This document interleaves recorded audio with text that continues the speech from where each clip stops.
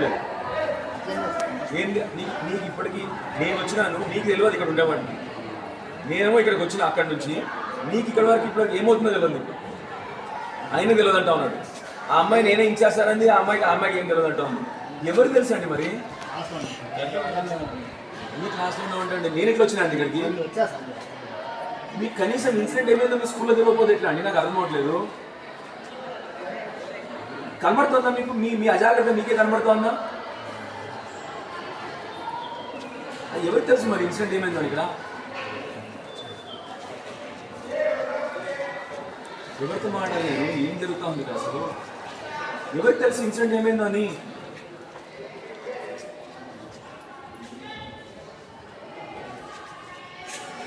Sorry state అండి, పిల్లలకి best vacation ఇచ్చేసేయండి ఫస్ట్, సరేనా? మీరు అందరూ కూడా కనీసం కొన్ని రోజులు మీరు లీపీలో పోండి, మీరు బెటర్ కొన్ని రోజులు. ఇంత అన్యాయమా? కనీసం మీకు ఇన్సిడెంట్ ఏమైందో, మీ స్కూల్లో ఒక పిల్లాడు చనిపోతే మీకు తెలియకపోతే ఎట్లా అండి మీరు? పిల్లాడు చనిపోయినాడండి తెలుసా మీకు ఆ విషయం కనీసం? And you don't even know what is happened.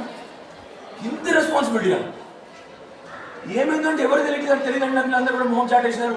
నేను ఉరికొచ్చిన అక్కడి నుంచి ఇక్కడ వరకు ఇప్పటికీ 10 డాక్టర్తో మాట్లాడిన ఆల్రెడీ నేను ఏం జరుగుతుందని చెప్పేసి. మీరు స్కూల్లో పనిచేస్తున్న యజమానికి మీకు తెలియకపోతే ఎట్లా? మీ పిల్లలే ఇదే చూసుకుంటారా మీరు?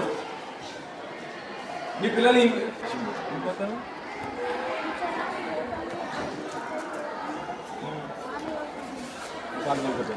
ఎవరు వాంటింగ్ చేస్తున్నారా? వాళ్ళు వాంటింగ్ చేసుకోవాలి. కడుపులో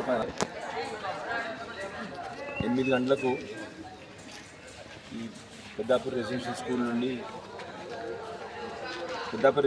నుండి కాదు, ఆర్డీఓ గారికి ఫోన్ చేస్తే మేము పని మీద ఆర్డీఓ గారు చెప్పడం జరిగింది. ఇక్కడ ఒక బాబు సీరియస్గా ఉన్నాడని, ఎల్లారెడ్డిపేట సిరిసిల్ల బాబు అని చెప్పేసి.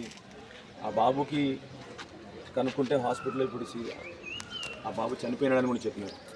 గత 2 వారాల్లో ఇక్కడ ఆల్రెడీ ఇది 4వ ఇన్సిడెంట్. అంతకుముందు ఒక 2 వారాల క్రితం కూడా ఒక బాబు చనిపోవడం జరిగింది. ఇద్దరిని సీరియస్ ఉంటే అప్పుడు నిమ్స్లో అడ్మిట్ చేసి ఇద్దరికి కూడా ట్రీట్మెంట్ చేయడం జరిగింది.